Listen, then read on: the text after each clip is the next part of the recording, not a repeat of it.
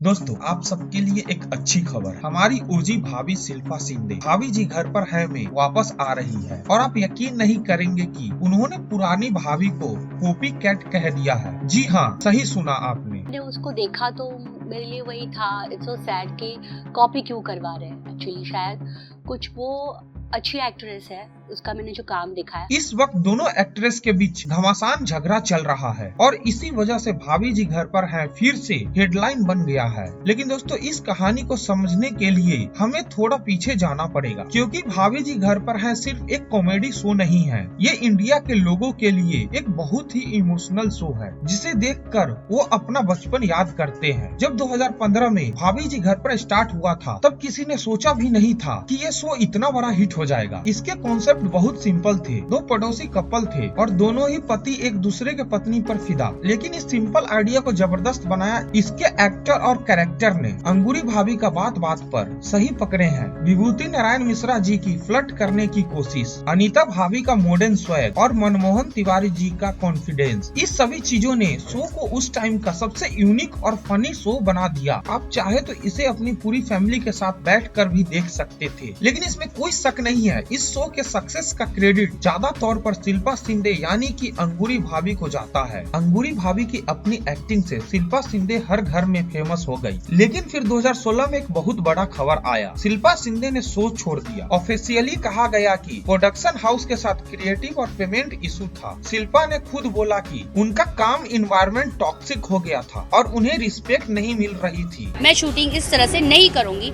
इन्होंने मेरे साथ गलत किया है। इस डिसीजन के बाद शो को सबसे बड़ा झटका लगा, क्योंकि ऑडियंस के लिए अंगूरी भाभी का मतलब सिर्फ शिल्पा शिंदे ही थी। शिल्पा के जाने के बाद मेकर ने शुभांगी आत्रे को कास्ट किया, जो नए अंगूरी भाभी के रूप में ऑडियंस के सामने आए, और बस यहीं से रिएक्शन दो हिस्सों में बट गया। कुछ लोग कह रहे थे कि शुभांगी ने रोल को बहुत अच्छे से संभाला, वहीं कुछ लोग कह रहे थे कि ये तो बिल्कुल पुरानी भाभी को कॉपी कर रही है। दोस्तों, मुझे लगता है कि शुभांगी ने हमारे इस फेवरेट कैरेक्टर को ज्यादा चेंज नहीं किया। वो बस चाहती थी कि हम जिस अंगूरी भाभी को जानते हैं वो वैसे ही रोल प्ले करने की कोशिश करे। लेकिन ऑलमोस्ट 10 साल बाद ये झगड़ा एक बार फिर शुरू हो गया। अब जब भाभी जी घर पर है 2.0 लॉन्च होने जा रहा है, तब शो वालों ने ऑडियंस को शो की तरफ खींचने के लिए एक बहुत ही बड़ा अनाउंसमेंट किया है। वो शिल्पा शिंदे को वापस ला रहे हैं अंगूरी भाभी का रोल प्ले करने के लिए। इस वजह से मैटर पूरी तरह से गर्म हो गया है। स्पेशली अगर आप रिसेंट इंटरव्यू देखे तो शिल्पा शिंदे ने इनडायरेक्टली शुभांगी आत्रे को कॉपी कैट कह दिया है। बट मैं कॉपी कर ही नहीं रही हूँ। I am not copying Shilpa Shinde.